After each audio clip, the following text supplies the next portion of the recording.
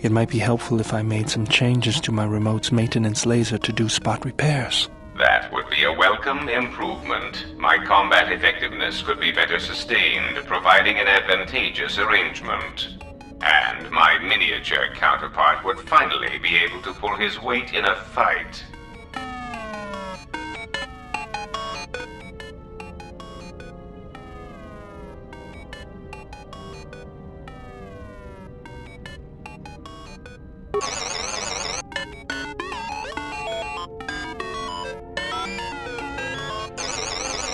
All right then, I'll work on it when we get back to the Hawk.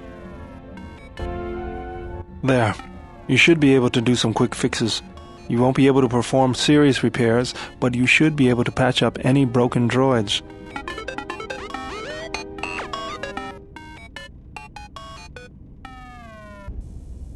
You know, I think it's time I gave your cutting laser a little boost.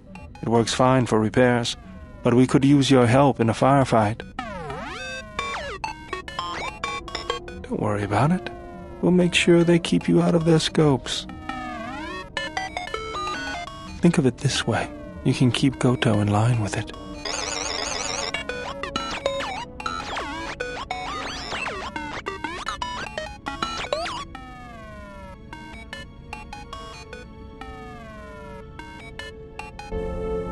Iridonian, if I might have a moment. What is it, KOTOR? I have spent some time in the presence of your remote, and the upgrades you have performed on him are quite adequate. I am impressed with your work, though less so with your remote itself. What's wrong with my remote? I find his use of resources, energy spent on frivolous things, to be an unsightly waste. But it is obvious you have some skill, however slight, in the upgrading of machines. I want you to provide me with similar upgrades. I should be able to do something. I will see what I can do next time I have a free moment.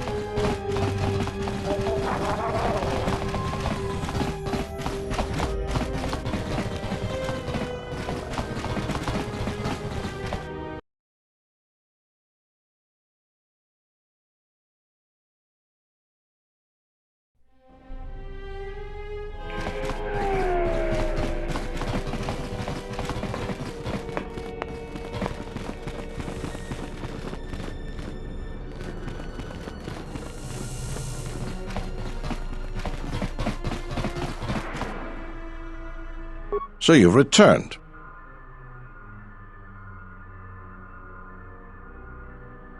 While I was disturbed that you chose to defy our orders and obtain transport off Citadel Station, the matter has since been closed. It was the decision of Republic authorities that your testimony would no longer be necessary, and thus you'd be allowed to go.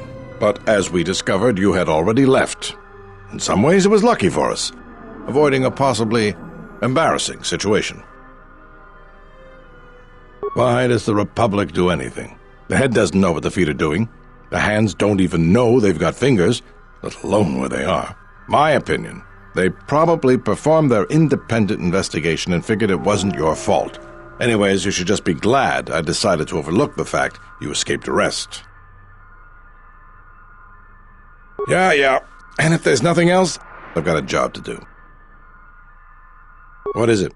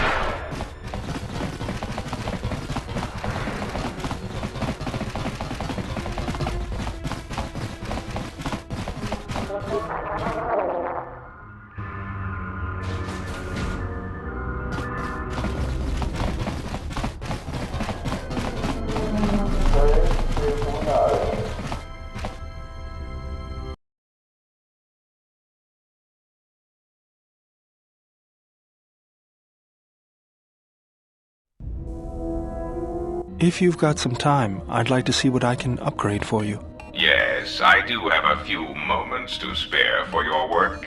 I would like to know what he is doing here, though.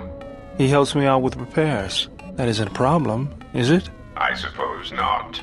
Perhaps in working on my circuitry, your assistant will learn something about how a fully functional droid is constructed. Just ignore him and let's get to work. I would appreciate that. Our group has little in the way of time to spare, and I would not want to delay you from your other duties.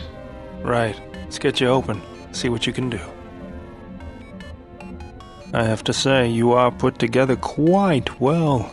That wasn't much to do. As I told you, my design is streamlined and efficient, though I am pleased that you were able to make some improvements, and this was not just a waste of my valuable time. There were a few things from my remote that I was able to integrate into your construction. I see. Well, thank you. I'll let you get back to your work.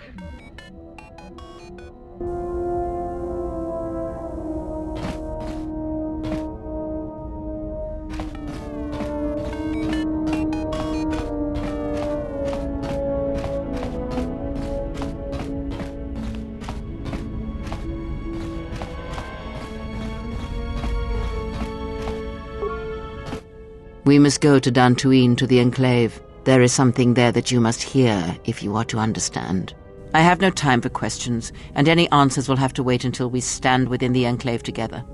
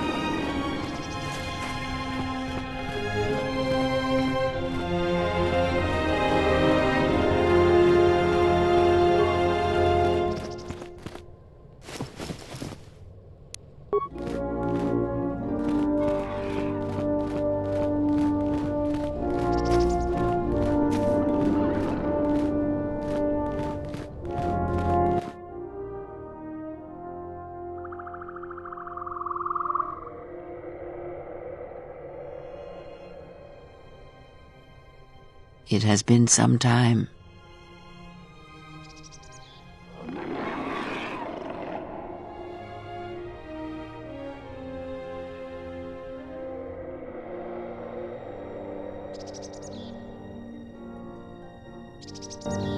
The years have not been kind to us both, it seems, but perhaps now they will see the truth at last.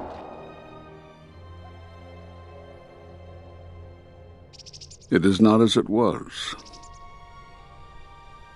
But perhaps that is for the best.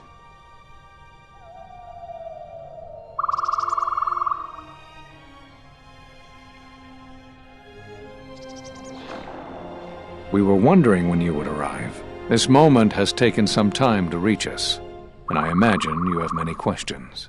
Or perhaps you've come for revenge.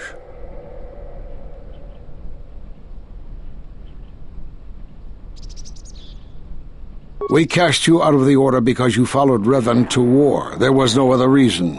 No, there was another. You had become different somehow, changed. The war had changed you. You were no longer a Jedi, but we could not tell you why. Some explanations mean nothing unless the one who suffers comes to the answer on their own. What had happened to you was punishment enough, and the Jedi do not kill their prisoners. And if you had stayed, you would have changed us, and that we could not allow. You already know the answer. You've noticed it in those who travel with you. Have you noticed that when you act, others follow? Those that travel with you. They follow you, without question, without hesitation. Against their instincts, and sometimes against their sense. It is because you are a leader, but that still fails to grasp the meaning of what I'm trying to tell you. It is not an easy thing to explain. Surely you are familiar with force bonds. It is the bond that develops between apprentice and master when one truly understands another. It is developed over time through understanding of each other. Yet you do it so easily, and we do not know why. You make connections through the Force, and it resonates with those who travel with you. The resonance is even greater when they, too, are Force-sensitive. Your actions affect others more than you know. You draw others to you, especially those strong in the Force. When you suffer, their spirit echoes it. And when they are in pain, their pain becomes yours. We do not know, but it is not the first time you felt the weight of so many lives. And that is why the Mandalorian Wars echo within you still. We did not cut you off from the Force. You were merely deafened to it. Because of that last battle of the Mandalorian Wars. The screams of countless thousands, Jedi and Mandalorians, crushed by the planet's gravity, annihilated. Their lives still scream across the surface of that dead planet, and within you. To hear the Force over such pain, it is not possible. It was too much for any Jedi to endure, and it is a wonder that you did not die there when thousands perished, all those you had fought with and struggled with. You cut yourself off because you had to if you were to survive. You had hints of it in the war on Doxon. Malachor was simply the final blow. You were deafened. At last, you could hear. You were broken. You were whole. You were blinded. And at last, you saw. When you returned to us, we saw what had happened. You carry all those deaths at Malachor within you, and it has left a hole, a hunger that cannot be filled. In you, we saw a wound in the Force. In you, we saw the end of the Force.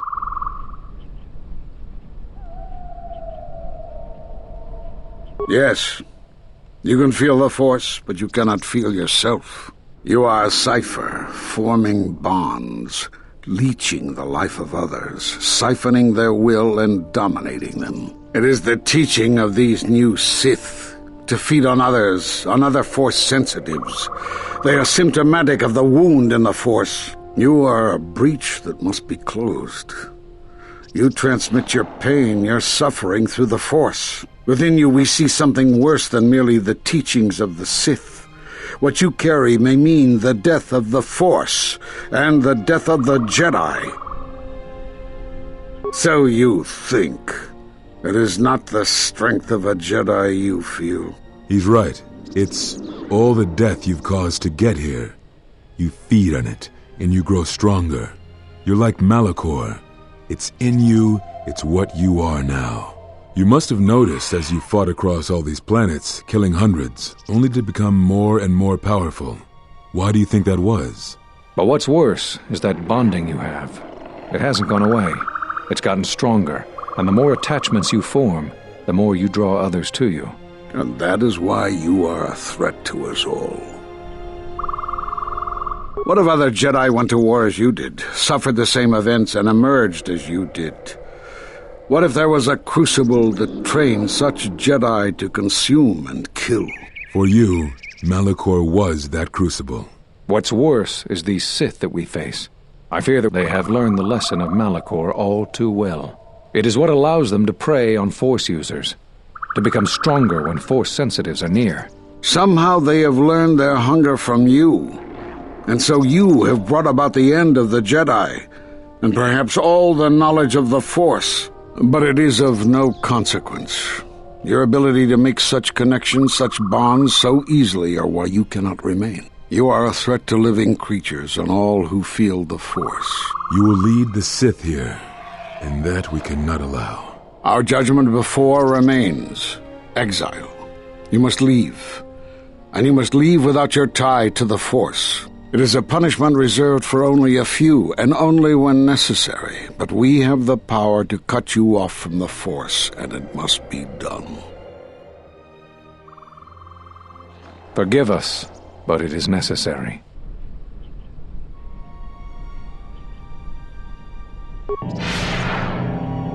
Do not be afraid. You shall feel no pain, but this must be done. As long as you feel the Force, you are a danger to those around you. Enough! Step away from him. What? Step away! He has brought truth, and you condemn it? The arrogance! You will not harm him. You will not harm him ever again. I thought you had died in the Mandalorian Wars. Die? No. Became stronger. Yes. Is this your new master, Exile? If so, then you follow Revan's path. Her teachings will cause you to fall as surely as he did. We sought to lead the Sith out, and now they have come to us. As you would pass judgment on him, I have come to pass judgment on you all. Do you wish to feel the teachings born of the Mandalorian Wars? Of all tragedies that scream across the galaxy? Let me show you. You, who have forever seen the galaxy through the Force. See it through the eyes of the Exile.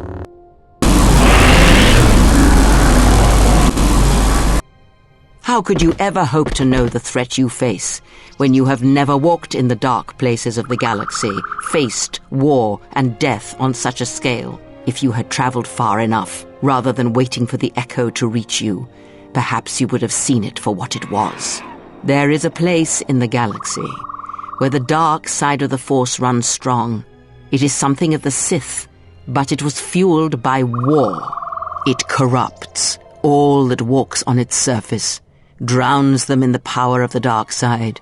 It corrupts all life, and it feeds on death. Revan knew the power of such places, and the power in making them. They can be used to break the will of others, of Jedi, promising them power and turning them to the dark side. Did you never wonder how Revan corrupted so many of the Jedi, so much of the Republic, so quickly?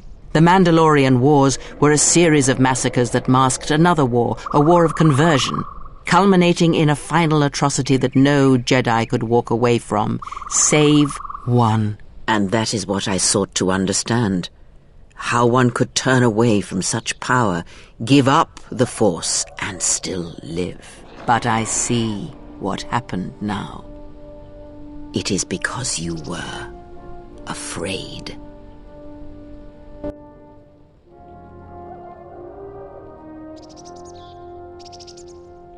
It is done.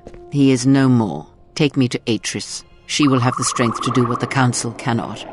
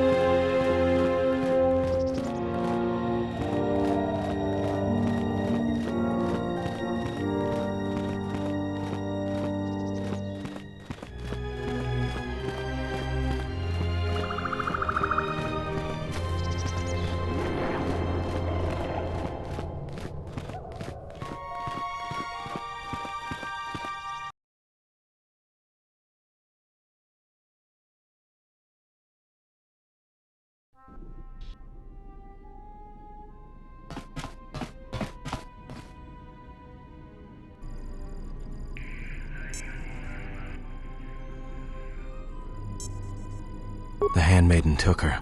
She thinks Kreia killed you. Of course she didn't. It's a lie. Another lie. The only thing that matters is the handmaiden believes it. And she's gonna react exactly how that old witch hoped she would. That's why she wanted the handmaiden on board, you know. So she could use her to reach the Telos Academy whenever she wished, without needing the access codes. Yes, the handmaiden knows who she is now. She'll take her to Telos, and Atris will do what she'll do to anyone she thinks is a Sith. Are you surprised? All that talk of hatred, manipulation, and standing on your own 2 feet? Sorry, you don't get any more Sith than that. Still, if we were all judged by who we were in the past, I don't think you'd understand who we are now. Yeah, she will, if she can. That's what I was afraid you'd say.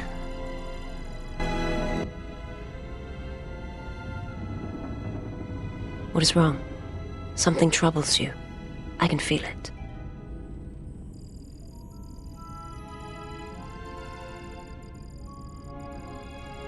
That is a strange answer. I do not understand.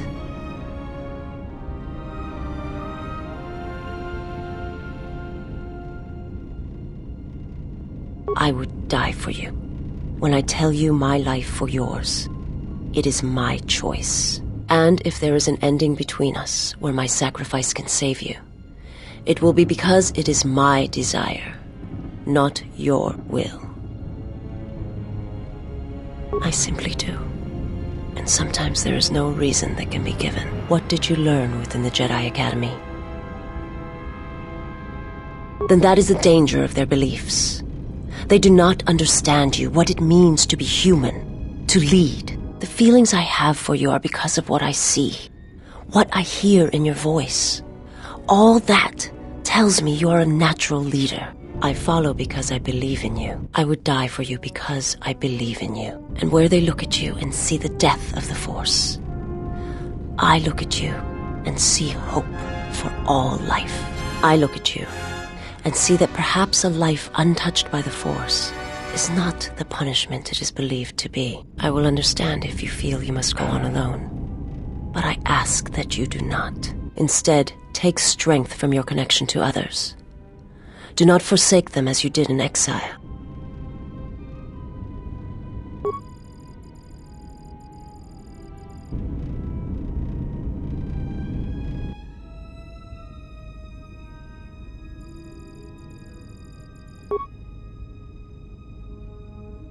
He awaits you at Telos.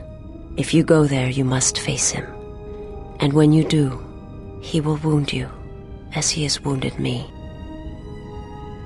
I ask you, I beg you, to stay here with me.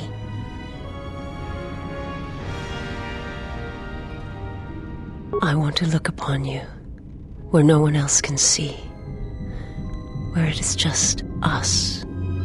I want to see your face, the color of your skin. I wish to see what the handmaiden sees when she looks at you, that causes her heart to race and her tone to change. What causes her to forsake her heritage, her oaths, as you made me forsake mine. I need to know if perhaps I am wrong, if the universe is not as my master once showed me.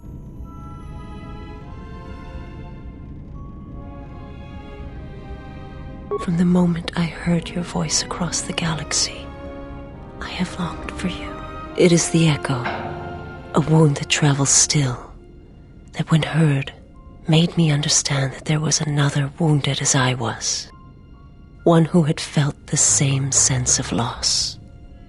When I heard it, I loved you more than my own life, and I wanted you to be here with me for as long as you will let me love you. Stay. And I want you to see what I see when I gaze upon you. I want you to know why I cannot look at you, and why I am drawn to you.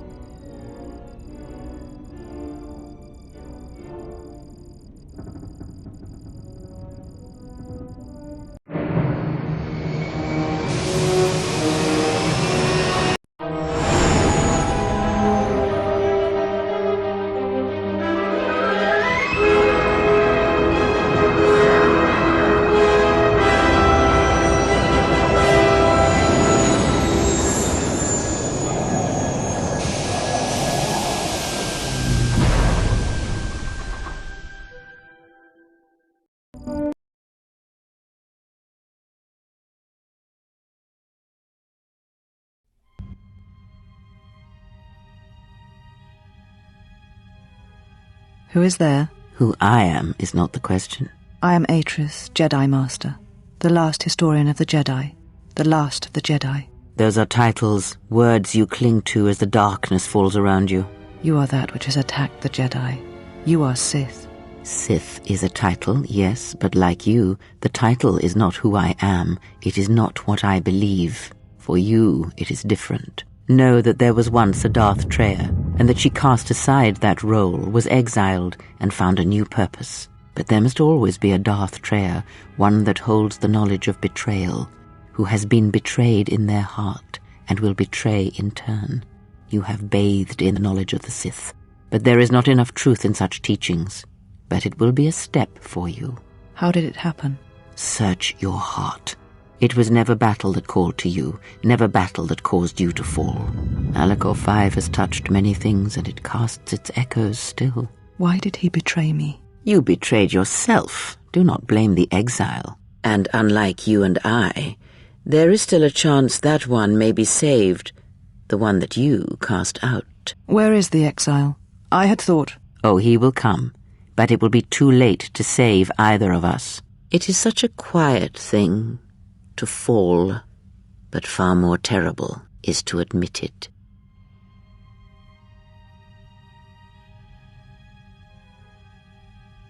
Your mistress awaits. She has much to share with you.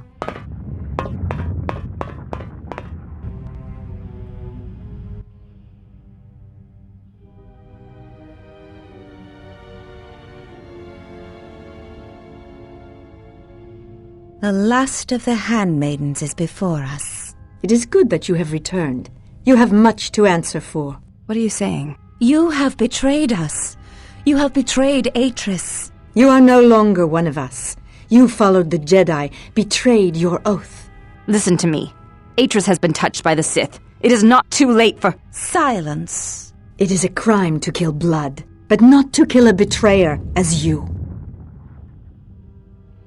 Then you shall fall.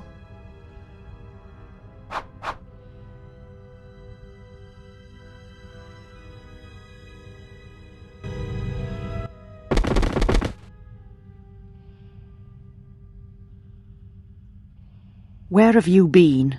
You have been absent so long, I feared for your safety. Were you with the exile all this time? Mistress, as you commanded, Commanded? Did I command you to consort with him? To follow his teachings, to betray your oath? Mistress, I do not understand. Of course you do not. But you will learn.